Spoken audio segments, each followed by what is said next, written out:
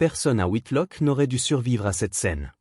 À midi tapant, le soleil écrasait la place comme une menace, et pourtant c'est un silence plus lourd que la chaleur qui a figé chaque respiration. Un enfant mis aux enchères, une mère à genoux, et un inconnu qui avançait comme si la mort elle-même lui avait cédé le passage. Ce jour-là, avant même que la poussière ne retombe, chacun a compris qu'un secret vieux de 10 ans venait de refaire surface. Un secret capable de briser des vies ou d'en sauver une au prix du sang. Francis Ashby ne sentait plus ses jambes. La place du marché, d'habitude animée par les cris des marchands et l'odeur du pain chaud, n'était plus qu'un théâtre cruel. Les étals chargés de pommes de terre et de viande fumée restaient intacts. Tous les regards étaient fixés sur les marches du tribunal, transformées en estrade d'enlèvement légal. À 10 pas seulement, dans un petit berceau en bois, sa fille de 5 mois dormait encore, insouciante du cauchemar qui se refermait autour d'elle. Le bailli brandit un document jauni.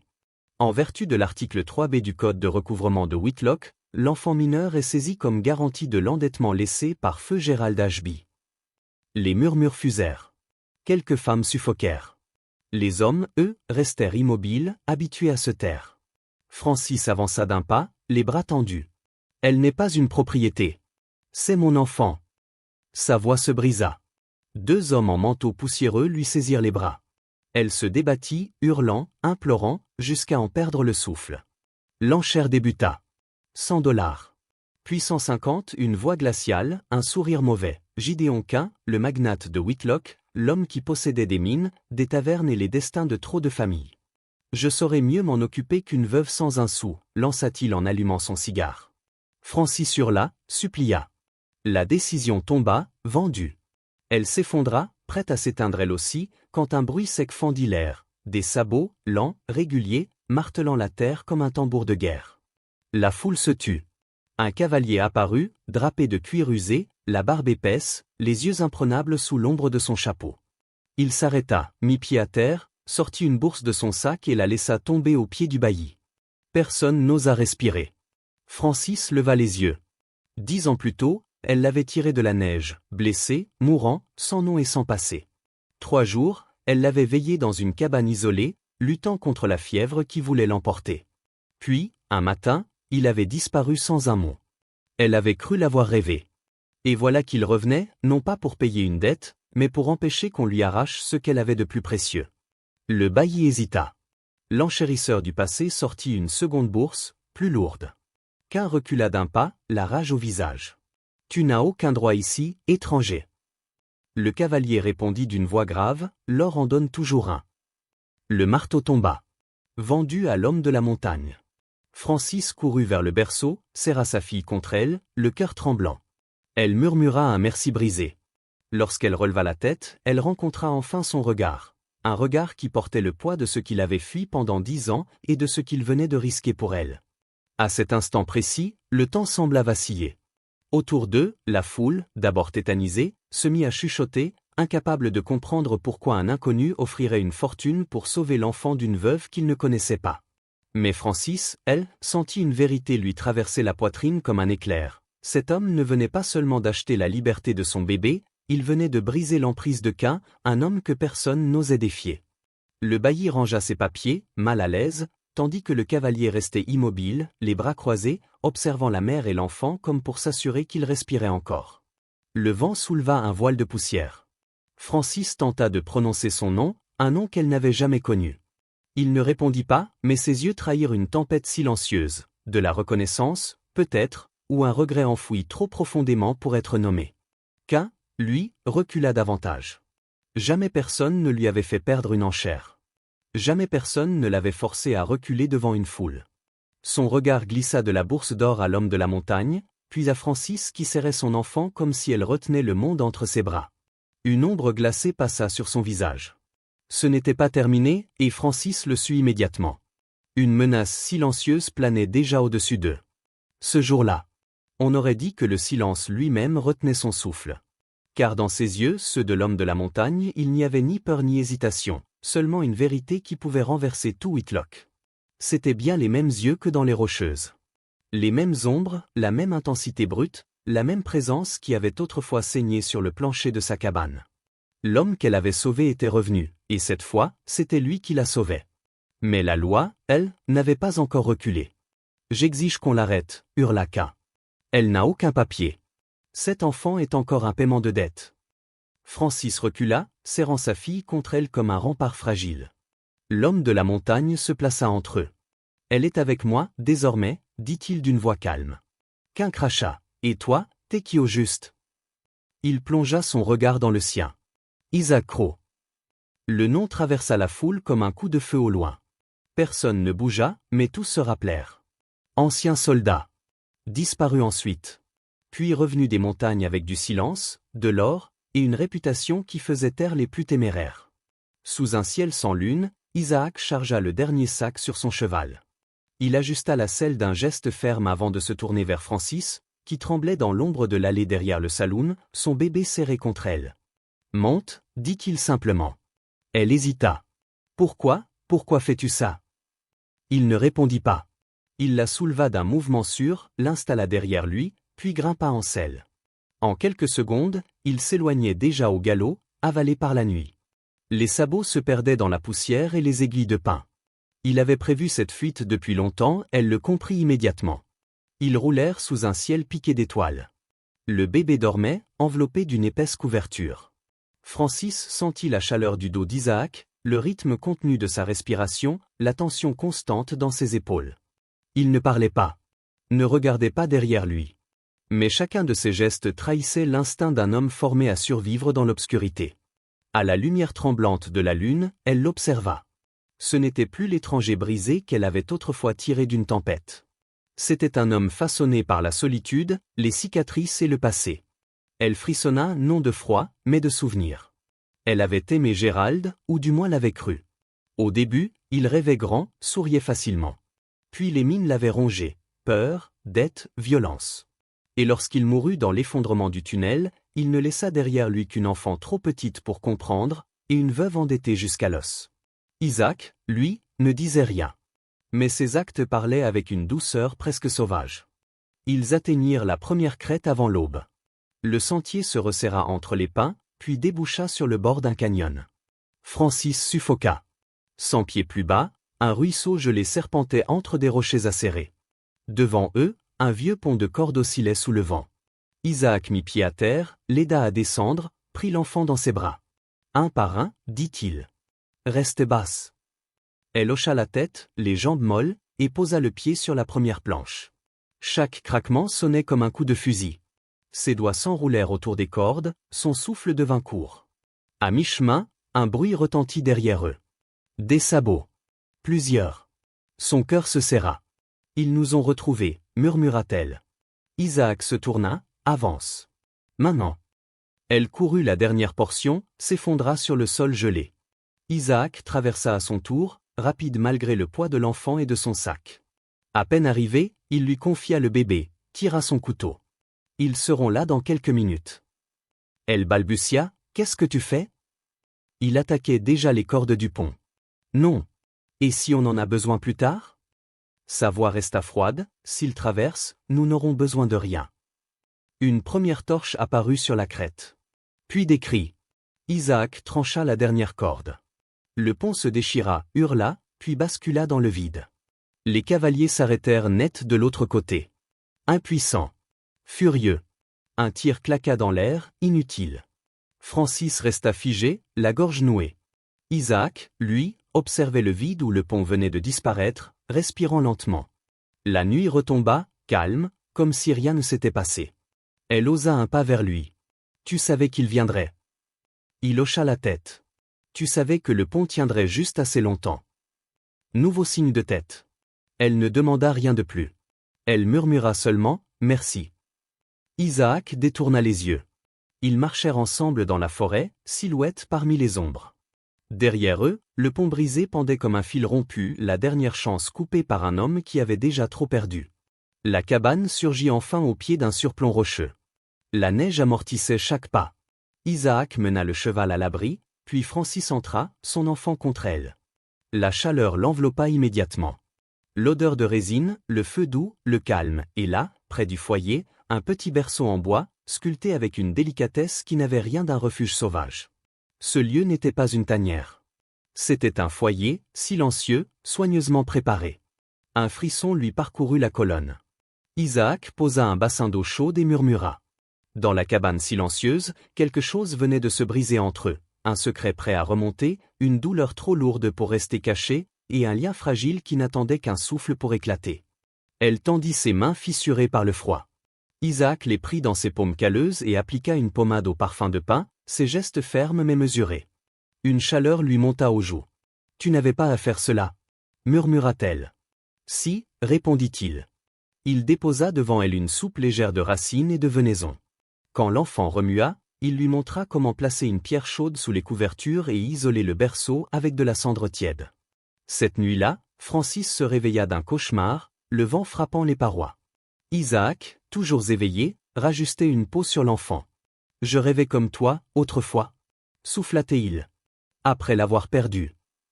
Il retourna s'asseoir sans ajouter un mot. Les jours suivants, elle découvrit sa robe raccommodée, une tasse de tisane posée chaque matin près de sa couche.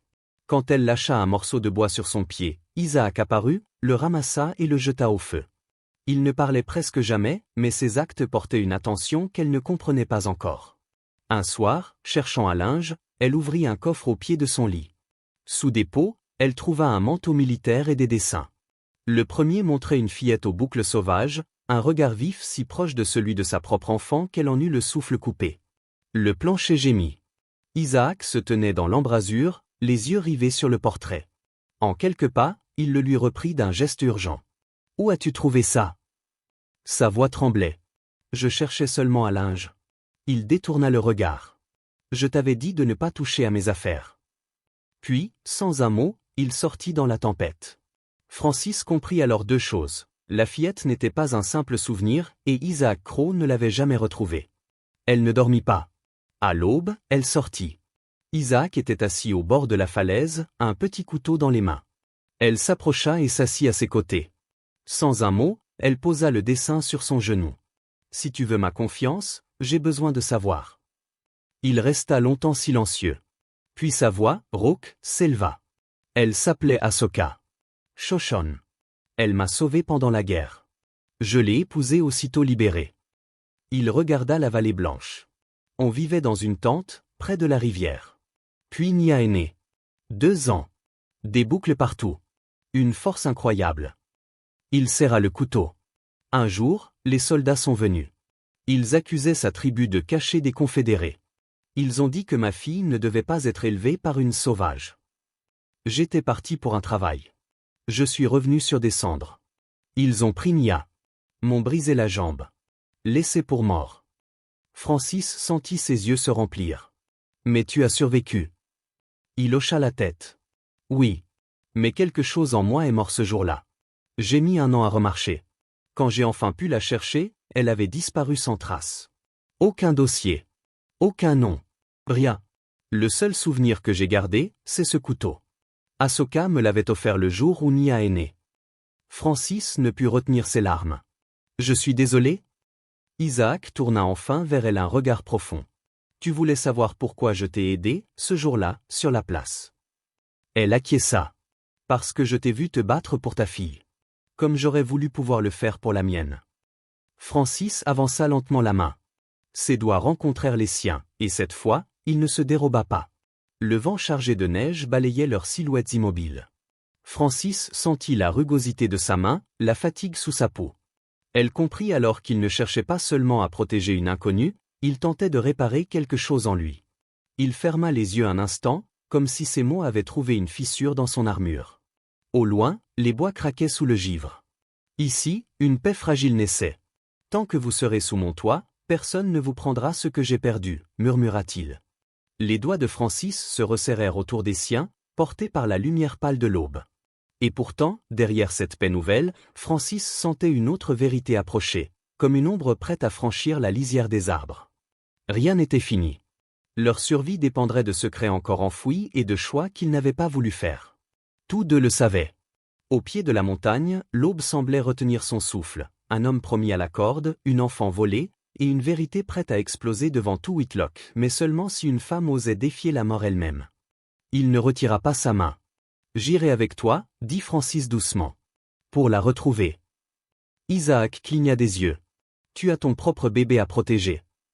Elle se tourna vers la cabane. Justement. Si on t'a fait cela, ils le feront à d'autres. À elle. Je ne le fais pas seulement pour ta fille, mais pour la mienne. Quelque chose céda dans son regard, comme une glace qui se fissure. Ses épaules se relâchèrent. Il hocha la tête. Alors on ira ensemble. Le vent se leva lorsqu'ils retournèrent vers la cabane, mais ils n'avaient plus la même voix. Ce n'était plus un avertissement, c'était un appel. Cette fois, ils marchaient côte à côte. Dans l'embrasure, Francis observa Isaac envelopper le bébé dans une étoffe de peau de bison. La décision était prise. Le passé les rappelait à Whitlock. Ils voyagèrent en marchant. Francis portait un bonnet vert pâli, les mains tachées de suie d'une fausse licence forgée par un contact d'Isaac. Lui gardait la tête baissée sous un large chapeau, les cheveux attachés pour masquer son visage. Leur bébé fut confié à une aînée Shoshone, autrefois frère d'armes d'Isaac. Whitlock n'avait pas changé. Les mêmes façades bancales, le tribunal sinistre dominant la place. Chaque pas sonnait comme un éclat de verre. Leur destination, l'orphelinat municipal, une bâtisse de briques, selon les rumeurs, on sauvait les enfants nés de sang autochtone. À l'intérieur, une odeur de moisi, des rangées de couchettes et des enfants trop silencieux. Une fillette balayait au fond du couloir. Sa peau portait la chaleur du soleil, ses boucles encadraient son visage, et ses yeux, les yeux d'Isaac. Puis Francis vit la tache, une marque en croissant derrière son oreille. Son souffle se coupa. Isaac se figea. Francis s'avança. « Excuse-moi, ma petite. Comment t'appelles-tu » ? « Léna, madame. »« Tu te souviens d'où tu viens » ? ?»« On dit qu'on m'a trouvé sur les marches. Je me rappelle pas grand-chose. »« As-tu quelque chose d'avant ? Quelque chose gardé » ? Léna hésita. « Peut-être. » La porte claqua. Ne bougez plus. La voix de Gideon Quin résonna. Il entra avec 2 hommes armés. Isaac poussa Francis derrière lui. Quin sourit. Le voilà. Celui qui a volé ma mine et tenté de tuer mes hommes. Mensonge, cria Francis. Vous avez fabriqué. Emmenez-le. Les gardes se jetèrent sur Isaac. Il en frappa un, projeta le second, mais le troisième lui enfonça la crosse d'un fusil dans les côtes. Il tomba, étouffant un grognement. Au cachot. Il pendra dans 3 jours. Quin repoussa Francis. Attention, veuve. Ta dernière carte est déjà jouée. Cette nuit-là, elle retourna à l'orphelinat par l'arrière. Léna l'attendait. Francis sortit le dessin trouvé dans le coffre d'Isaac. C'est toi, murmura-t-elle. Il te cherche depuis des années. Tu t'appelles Nia. Léna fixait l'esquisse. Comment vous pouvez savoir ? Cette marque derrière ton oreille. Et parce que l'homme qu'ils vont pendre a risqué sa vie pour sauver ma fille, comme il a essayé de sauver la tienne. Les mains de Léna tremblaient, puis elle partit. Dans sa couchette, elle fouilla son coffre. Sous une vieille robe, elle trouva un talisman en os, taillé en croissant de lune. Elle ne savait pas pourquoi elle l'avait gardé. Une voix intérieure murmura, « Retourne-la. Trouve-le. » À l'aube, la potence était prête. Une corde neuve, un nœud impeccablement serré. La foule remplissait la place comme un spectacle. Isaac, poings liés, meurtri, attendait. Quin observait sous le porche du tribunal. Derrière la foule, Francis se faufilait, cœur battant. Léna était déjà en place. Toute la nuit, elles avaient réuni des témoins, familles ruinées, mineurs brisés, parents privés d'enfants. Léna avait retrouvé un ancien greffier, Mérite, presque aveugle mais lucide. Il avait montré les papiers. La signature de votre mari, elle est fausse. Je m'en souviens. Quin m'a menacé si je parlais. Maintenant, Francis tenait ce document. Une arme plus tranchante qu'un revolver. La foule murmurait lorsque le bourreau ajusta la corde. Quin avança. Pour sédition, destruction de biens et tentative de meurtre, Isaac Crowe sera pendu. Stop. Francis monta sur l'estrade, haletante, brandissant le papier. J'ai une preuve. Sur l'échafaud, la corde balançait déjà dans le vent. Pour sauver un homme, il ne restait qu'une arme, la vérité, pointée enfin vers le maître de Whitlock. Cet homme n'est pas le criminel. Le véritable coupable, c'est Gideon Quin. La voix de Francis fendit la place. Quin blêmit. Faites la terre. Elle ne bougea pas. Elle leva le contrat de dette. Mon mari ne l'a jamais signé. Sa signature est un faux, utilisé pour nous prendre notre maison et couvrir ses escroqueries. Un murmure parcourut la foule. Combien d'entre vous ont tout perdu à cause de lui? Mensonge, cracha Cain. Une veuve qui défend un meurtrier. Alors expliquez ceci. La voix de Léna retentit depuis le balcon du bureau du shérif. Elle tenait un fusil, les jambes tremblantes mais le regard fixe. Il m'a prise quand j'avais 2 ans, cria-t-elle. Il m'a volé à ma famille. Il m'a fait croire que j'étais orpheline. Maintenant je sais qui je suis. C'est lui qui m'a effacé. Cain sursauta. Sale petite. Il arracha le revolver à un de ses hommes et le pointa vers Francis. La place retint son souffle. Le coup partit d'en haut. La détonation éclata contre les façades. Le garde hurla, le poignet traversé, son arme roula sur les planches. Alors tout s'emballa. Isaac lança son épaule dans la poitrine d'un garde, renversa le second, se tordit pour rompre la corde à ses poignets. La foule explosa en cris, certains reculaient, d'autres avançaient. Francis se jeta au sol, couvrant sa fille. Isaac saisit un fusil, se redressa. Cain tenta de fuir, mais des silhouettes se dressèrent, mineurs ruinés, veuves, fermiers dépossédés. Qu'on le juge. Plus de peur. Hurla une voix. On arracha Cain des marches, on le traîna en bas alors que la potence qu'il avait dressée restait vide derrière lui, muette menace retournée contre son auteur. Francis leva les yeux. Isaac se tenait au-dessus d'elle, le front entaillé, le fusil en main. Mais ses yeux n'étaient pas tournés vers Cain. Ils étaient posés sur elle et sur l'enfant qu'elle serrait contre son cœur. Léna descendit du balcon, le fusil encore chaud, le visage pâle mais résolu. Ce jour-là, la justice ne venait pas des puissants, mais d'une fille qu'on avait voulu rayer des registres. 1 mois plus tard, l'hiver desserrait enfin son étreinte sur la montagne. La neige fondait, la forêt retrouvait un souffle plus doux. Dans la clairière, la cabane se tenait droite sous un toit neuf. On n'y voyait plus un refuge de fortune, mais une maison. Sur une poutre, Isaac enfonçait les derniers clous. En bas, Francis sortit d'un four d'argile un premier pain doré. L'odeur chaude emplit l'air vif. Elle essuya la farine sur sa joue, en riant. Près de la lisière, Léna était assise en tailleur. La petite rampait sur une couverture, attrapant des fleurs et des cailloux. Léna parlait doucement en chochonne, plaçant avec elle de petits galets en cercle.